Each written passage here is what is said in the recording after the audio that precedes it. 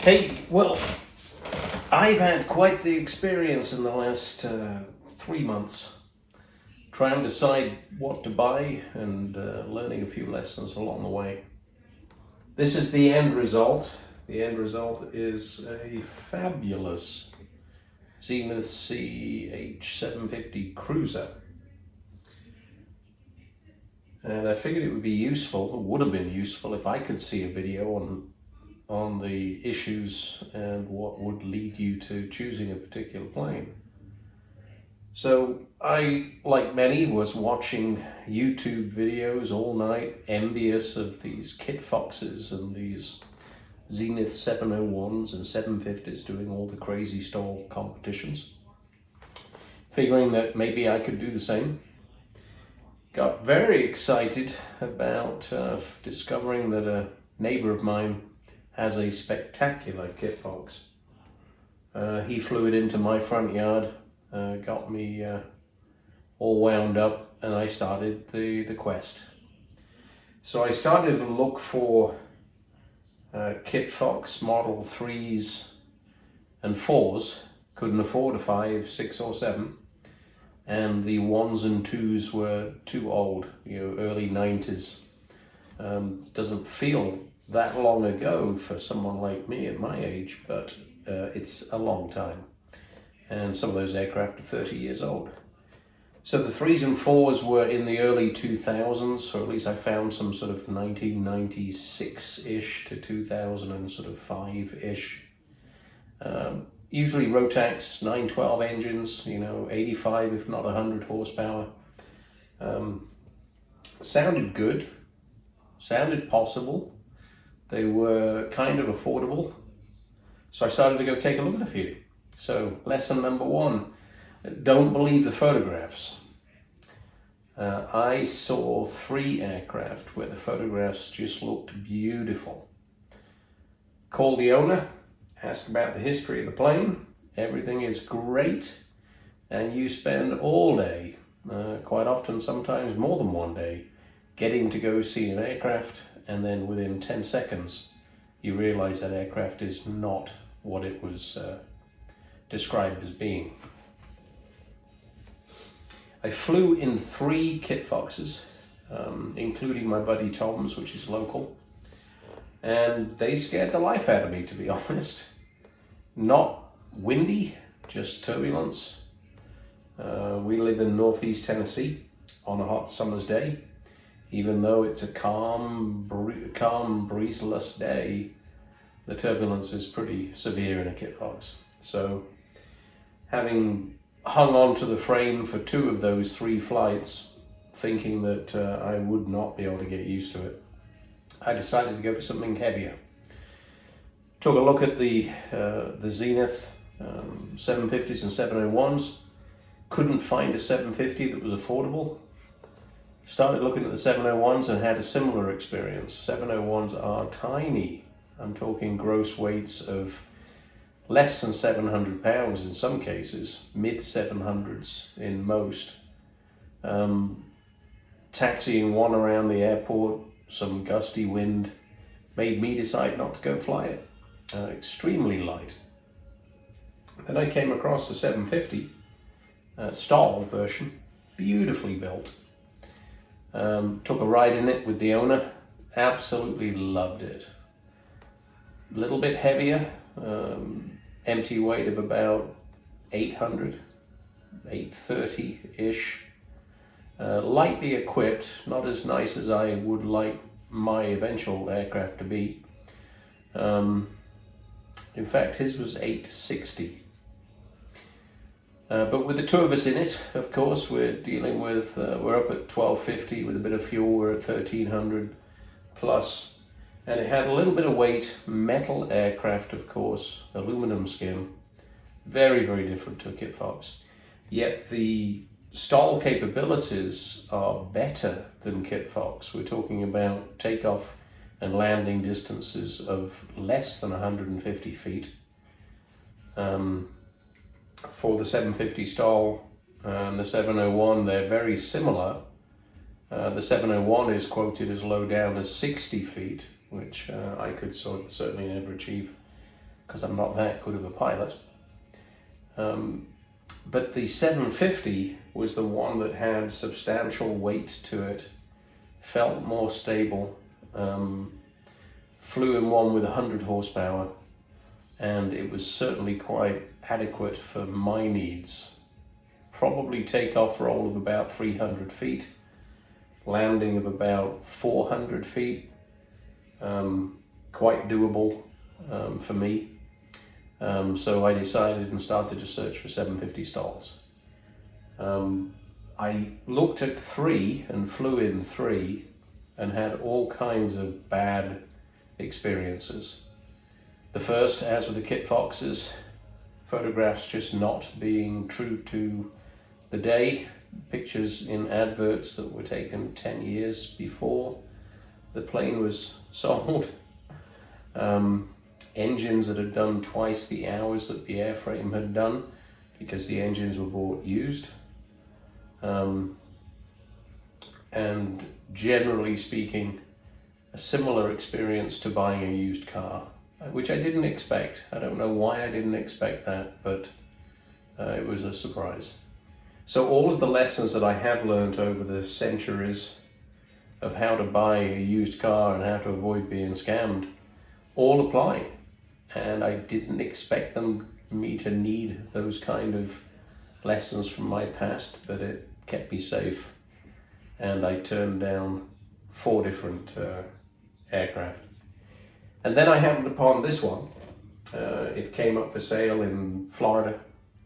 I jumped in my car because this was plane number 6 that I was going to look at. Jumped in my car, Northeast Tennessee, started to drive, went right through the middle of one of the big East Coast storms, got down to Florida late morning the following day, took a look, and within an hour it was mine. So it's a 750 Cruiser, not the stall version. The Cruiser was my choice because it cruises. The stalls have very, very limited cruise speeds.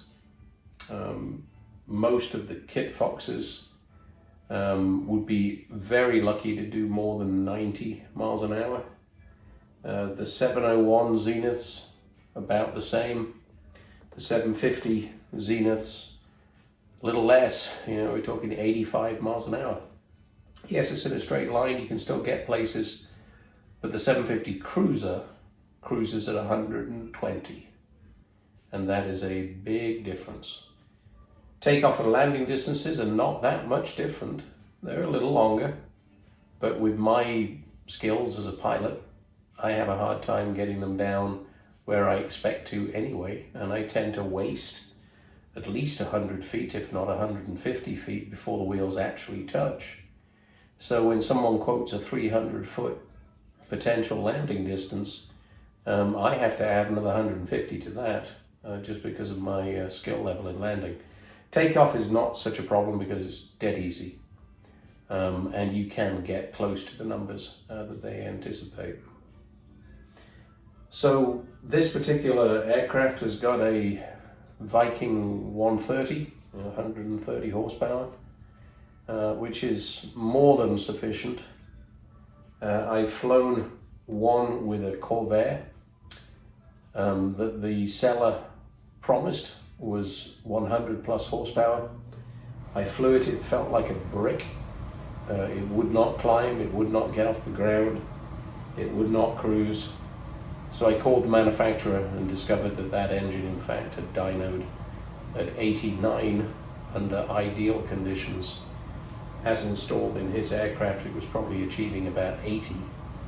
And a Zenith 750 stall with only 80 horsepower is appalling. So one of the important lessons, and a slightly more difficult one, is to make sure you've got sufficient horsepower and that it really is being delivered, not just written on a piece of paper. By delivered, of course, I mean that the engine is set up properly, carburation is right, the prop is pitched properly, the right kind of prop for the engine, an engine that isn't too heavy, and the list goes on and on and on.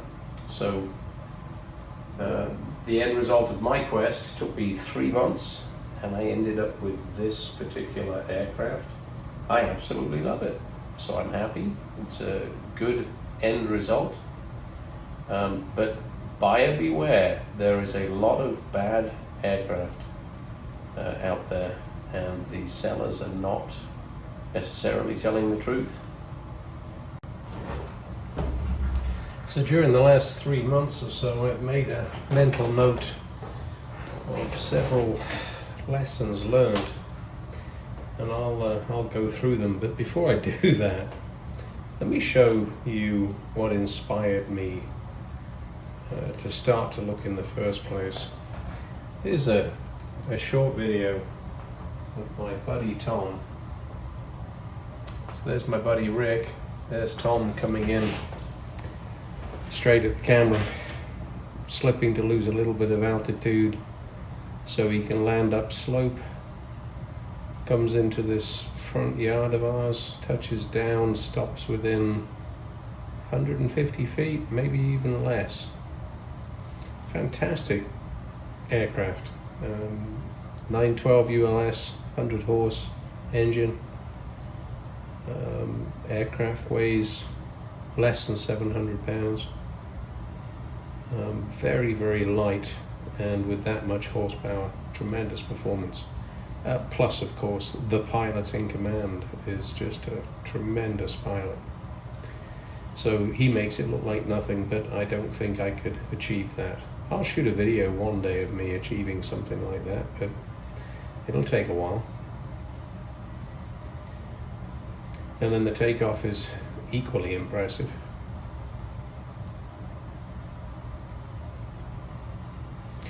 Taxis around the fire pit.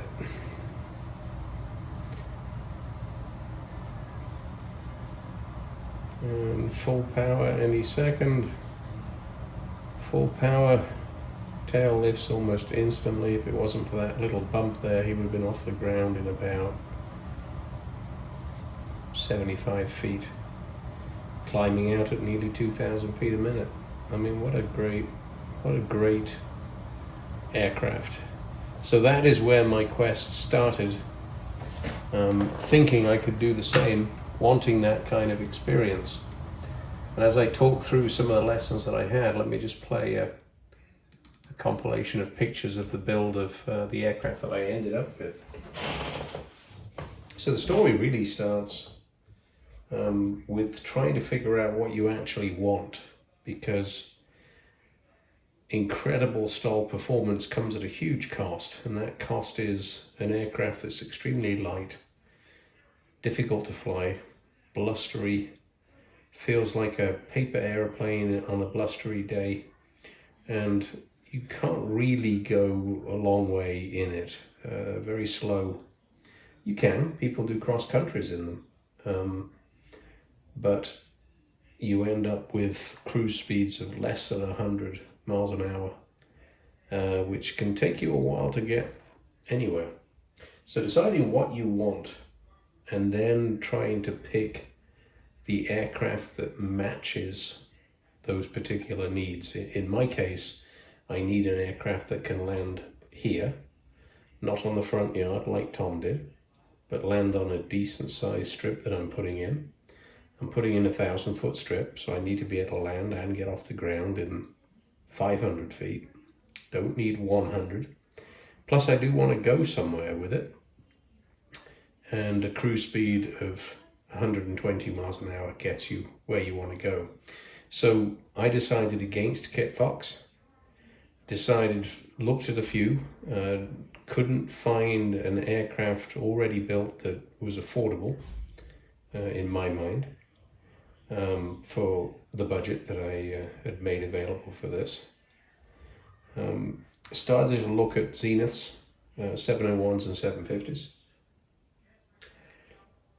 Flew a 701, did not like it. And that's really important, is to decide not just what you need and what satisfies the job, but find an aircraft that does it for you. And I finally flew a 750 stall that had been built superbly well, very nicely appointed, great flight, fell in love with the 750 and decided that I would move forwards looking at a 750. I confirmed that choice with a second flight on a slightly different day, and I think it's important to fly aircraft more than once. You can either love or hate your first flight. In my case, I loved both flights, so was very happy with the 750. So lesson number one, you might call it, is understand what you want to do and pick the aircraft correctly for what you want to do, and that gives you a charge in the quest and owning it. Second is watch out for things that are not as advertised, particularly engine selection and history, particularly the condition of the aircraft, the fact that photographs have been taken 10 years ago and then advertised with the owner telling you that they were taken last weekend, when in fact they are not. Believe the age of an aircraft. When someone says that it's fantastic and the pictures look all shiny, but the aircraft is actually 30 years old, believe that 30 years takes its toll on aircraft, just like it does on other vehicles. Also consider the resale value. What turns you on or turns you off during the selection of an aircraft is exactly the barriers you're going to face if ever you want to sell. To me, the engine selection is very important. Also, the number of hours that is on the engine and airframe when you're done with it and want to sell it can be a challenge. So buying at the right hours is very important. And also the type of avionics. I learned to fly in '94, flew quite a bit until about 2005, and then stopped flying for a long time up until about 3 months ago, where I got checked out and renewed medical and stuff and started flying again. In that 20 years, avionics changed completely. So one of the biggest expenses in the build of an aircraft is the correct avionics, and therefore the selection of an aircraft is also driven by the avionics that somebody else has chosen. And they're very important. Glass panels may not be what feels comfortable. In my case, I like steam gauges, but all the glass panels support the six-pack that you're used to, and you can gain comfort and start to fly with that before you go back to the regular EFIS display. I've also come across quite a few bad owners and sketchy histories or no history of an aircraft. That the logbooks are useful if they were filled out, and you can have a misconception that the logbooks will tell you the history and you get them and you're all pleased that you've got them in your hand, and you flip through them and it says nothing. It's because all the bad things that had happened over the years were not ever documented, and there is nobody else other than the owner that does document. The insurance companies do if there was a claim, but quite often it's not insured, or there is no claim, or you don't have access to the insurer's records. This particular aircraft, when I looked into the history, there were two parts of its history that I did not like, that I was not initially told, but I got through that, got past it, because the repair work that had been done was superbly done, and everybody involved with the build was still available to me, and I made a series of phone calls to talk through the build history and discover what I needed about the aircraft. So the end of my quest is superb choice. It matches exactly what I want to do. I'm very happy with it. I now need to do a couple of things to make it my own. Do some more vinyl wrapping to change the color scheme just a little bit, make it feel like mine. Put some bigger tires on it so I can land more comfortably in the grass. And in the meantime, it'll be hanged and I'll be on asphalt only, probably for 6 months, until I get used to it before the big wheels go on. Otherwise, I'll be tempted to land in my front yard and try and do what Tom did, which for me is not possible right now. I've been flying for 30 years, but I don't have many hours, and boy, does it show it compared to someone that's flown thousands of hours. And I need to get those hours built and do it in a safe way, do it on the airport and the asphalt, tuck it away in a nice dry hangar at night. Everything should be good. So that's the end of my story. It's taken 3 months to find this aircraft. I bought it at a superb price. And those bargains do exist if you don't hurry, and you can turn aircraft down and move on to the next. So good luck in your quest. I hope this video is of use.